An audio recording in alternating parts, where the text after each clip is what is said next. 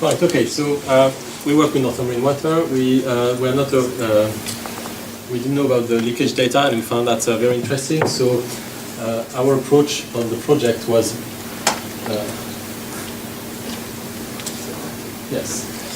was to produce a data analysis and visualization tool to explore leakage performance. That was the idea, and the idea was to sort of combine geospatial information with statistical and machine learning in a user-friendly way.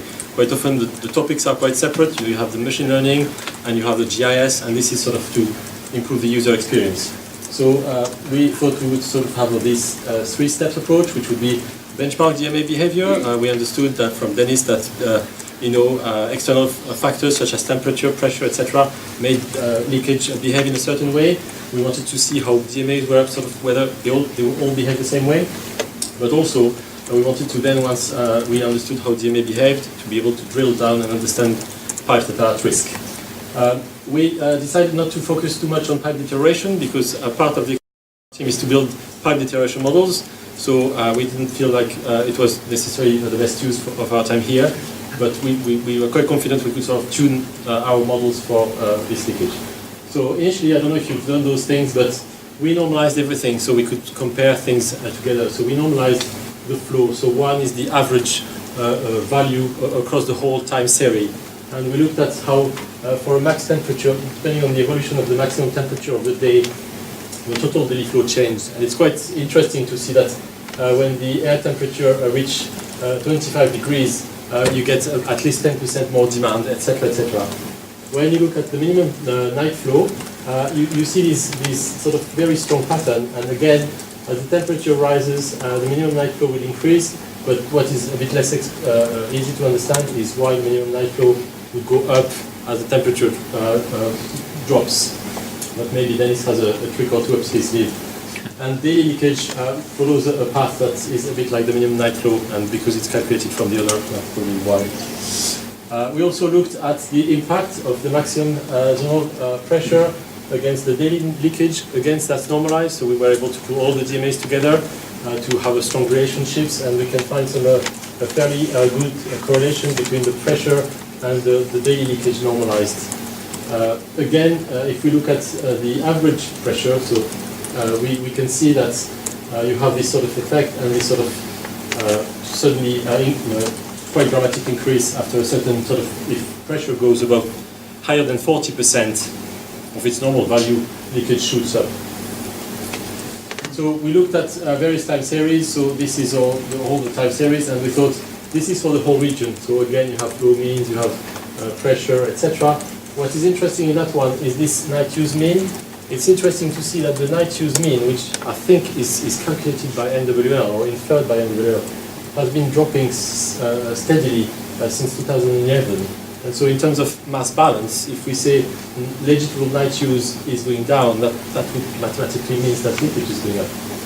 So again, that's the summary of the evolution of leakage for every day for the whole time series. So you can see this, what you've probably seen, start shooting up, seasonal pattern. But what we used that for was that we wanted the regional value to create our base. And our base was to say, regional behaved in one way, but each DMA would behave maybe differently, or does it follow the average DMA, or our DMA is behaving differently? So what we did is we used some classification, machine learning, to classify how whether DMA would behave the same. And we created clusters. So what we can see here is 14 DMAs are going down, and in that period, the DMAs were going down, but in that period, for the same period, same time, same season, everything, the leakage went up. What is interesting as well is all those DMAs were steady, very cool as cucumber for the whole series, but these went up steadily, those seven. So that is, I think, things that we could dig into. So we did the same with temperature, and then we built an interface that, as everybody else here has crashed 10 minutes before the presentation, where you can sort of hover around the DMA, click here, and you have those graphs that are dynamically linked, so you can benchmark your DMA. And then when you zoom in, you can see your burst information as well. So that's my last slide, if I'm allowed here. Yes, so in conclusion, I think we were surprised how how much we achieved in 2 days, especially from where we started yesterday afternoon. I think it's a big opportunity to combine big analytics with common sense, a good map. Who doesn't like a good map? And interface. And have this interface to tag in. We can plug in as much thing as we want. So there's a lot more opportunities, a lot more data set around.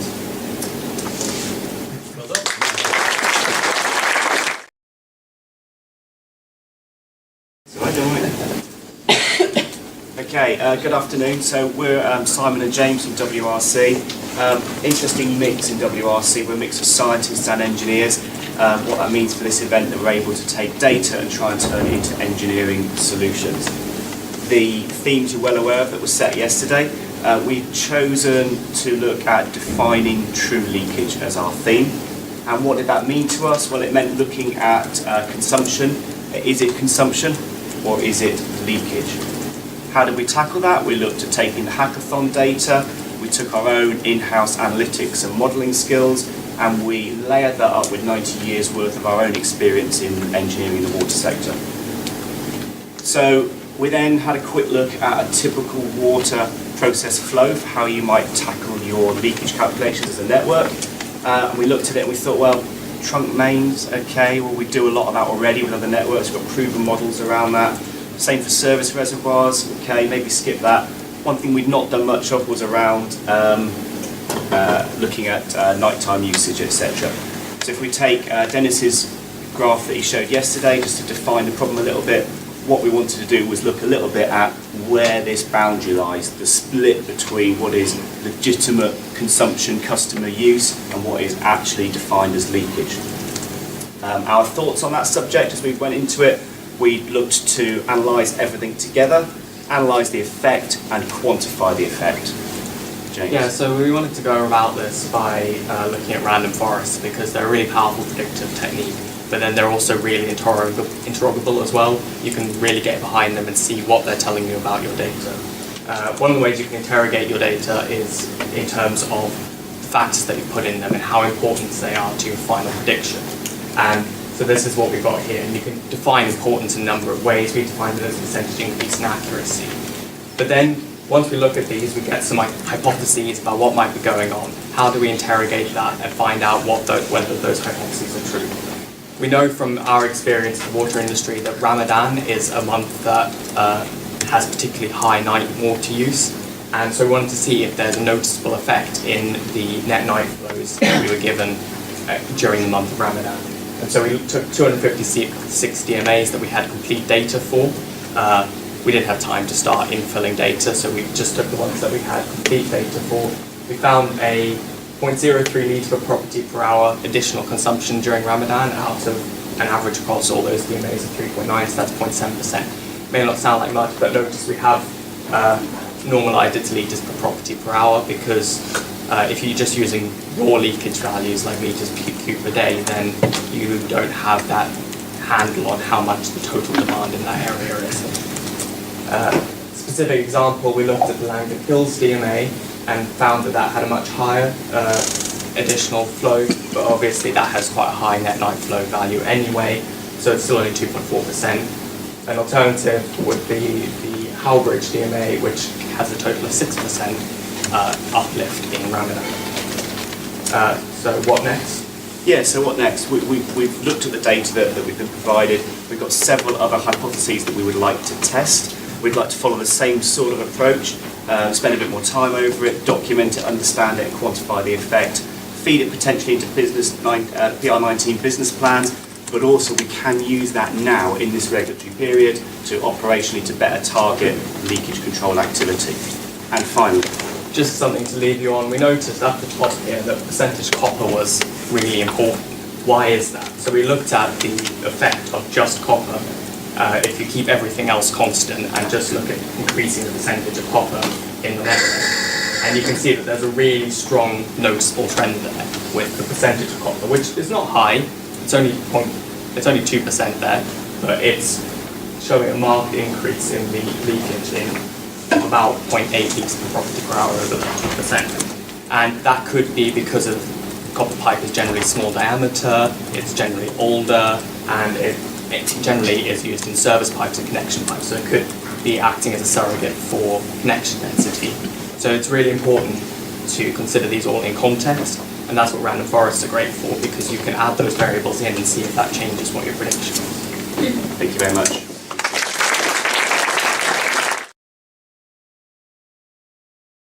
Lacking of our sort of data skills, we thought this is something we'd go for.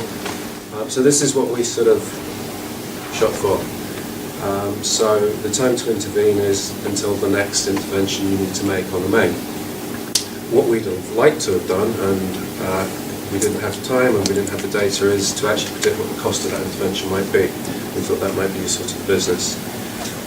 So we have a candidate solution, which is a data-driven machine learning platform. We've done a lot of sort of extract, transform, load on data, put it into machine learning with some very helpful assistance from Nicole from Microsoft, so thank you very much for that. And we've got a web API coming out, which we can query, and we could use that to build a product around. Jamie's going to demo our product prototype next.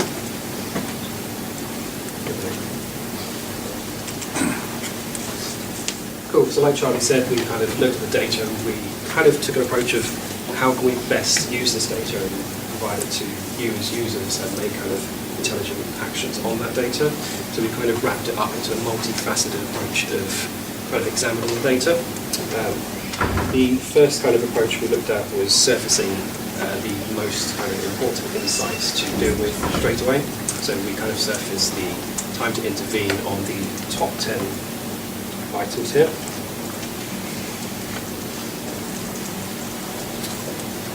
And then we also look at the lifetime check. So if you know a specific DMA or name that you want to check, you know, the DMA, search for that DMA, you can see this one here is the end of life of 2023, and we have a lifeline here, so we're basically looking at all the factors that we've plugged into our machine learning platform, and we're seeing which risk over time is the most important factor here. We have time of life projections, so if we are planning on actually doing some new construction, laying new pipework, based on all the historical data that we have, how much is that going to cost and how long can we envision that lasting for, essentially. And then we looked at our link mapping, and our link mapping was essentially not looking specifically at DMA, but maybe searching by location, so you have a real high-level view of everything within that area, and then sliding over time to see how other DMAs are affected by the lack of maintenance.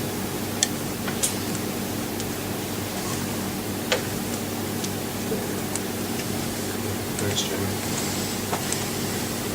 So we built a model, we put some factors into the model. These are the factors we put in. This output to an API that we can query and use. New factors we want to test, lots of other things we want to put in, fracture potential, weather, flow, cost, household, people, etc. So lots of quick experiments, putting bits of data in, seeing what happens, working with customers and users to see whether what we're producing is valuable. Very quickly what we learned, this is a huge and difficult problem, this is the start of a journey. We learned some new machine learning skills, which has been great. It's all about data and the quality of the data. Using machine learning for this is very much an experimental approach to inform you what data you need, and we'll get data scientists next time. Thank you.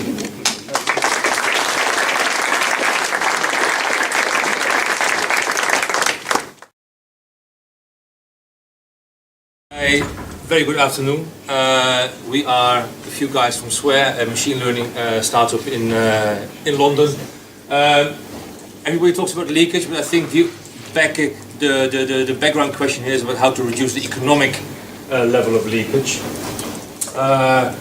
In addition to that, it may be an introduction in horse trading as well, I don't know. So what we were aiming at, basically what we discussed yesterday, was two things. One is, can we predict the likelihood of leakage per DMA so we can get most leaks detected from our leakage technicians. And secondly, you could also think about using acoustic data to predict more accurately the location of where the leak takes place, that you can avoid dry holes. The second point we did not look at now because there are no acoustic data available in this hack. What we did look at was to predict the leakage likelihood per DMA, so that the value from the leakage technicians is higher. Secondly, what we could do but didn't have time for here is not only predict the leakage count but also predict the leakage volume, and to see which are the most important features that drive these two. Because if you can compare the volume and the count, you can from that derive the small leaks and what are the most important features for small leaks, which is one of the big issues that the water companies are facing today. And to avoid bias, not irrelevant when you apply machine learning techniques to data, and when you want to compare it to the baseline, is we did not take into account the data, so the leaks that are detected by the leakage technicians, because they are steered in a direction based on analysis done on the night volume model. So we only looked at customer reported leaks. Similar to what you heard before, we applied a random forest methodology to predict per DMA what the likelihood is of a leak, for example, in the next week. And here you see all the DMAs sorted by likelihood of leak in the next week. This is February 2016 as an example. And these orange peaks here are the actual counts of customer reported leaks in that week. And what you see here is that the majority of the actual leaks is indeed picked up by those DMAs where we predict a relatively high likelihood of leaks. Now, there is a bit of a so what question, of course, behind this. And by the way, before I move on, what is really important in machine learning is not just using the raw data, but also convert these data in usable features. Here on the left-hand side, here you see the distribution of the age of all the pipes. And first of all, it is quite dispersed. It is not a nice homogeneous set. And secondly, it's a bit of pointless, useless to know the age itself. What is much more important is to know the product of age and kilometers. And actually, if you use that as a feature, multiply the age with the length of the pipes, you get a very nice, smooth distribution, which is much more powerful also for application of machine learning techniques. This is one example. We did a few designs of features in the last day and a half. And what you then get is when you apply random forest, you can then also identify what are the most important features in that prediction. With that, make it much more actionable for the leakage technicians. For example, by here identifying which features are actually most important for this particular DMA that affect the leakage negatively. And with that, you can point the leakage technicians much more in the right direction. In this case, for example, which type of corrosion element or which type of pipe to look for, and that can be, of course, derived from the GIS data. I think what would be really useful to do next is to allocate postcodes to the pipe data, so that we don't need to restrict ourselves to DMA level, but you can get to a much deeper level of detail. As I said before, use these acoustic data. And the third point, which I think would be a really interesting piece of work to do, is the anomaly detection, anomalies using your day and night pattern of consumption. Thank you very much.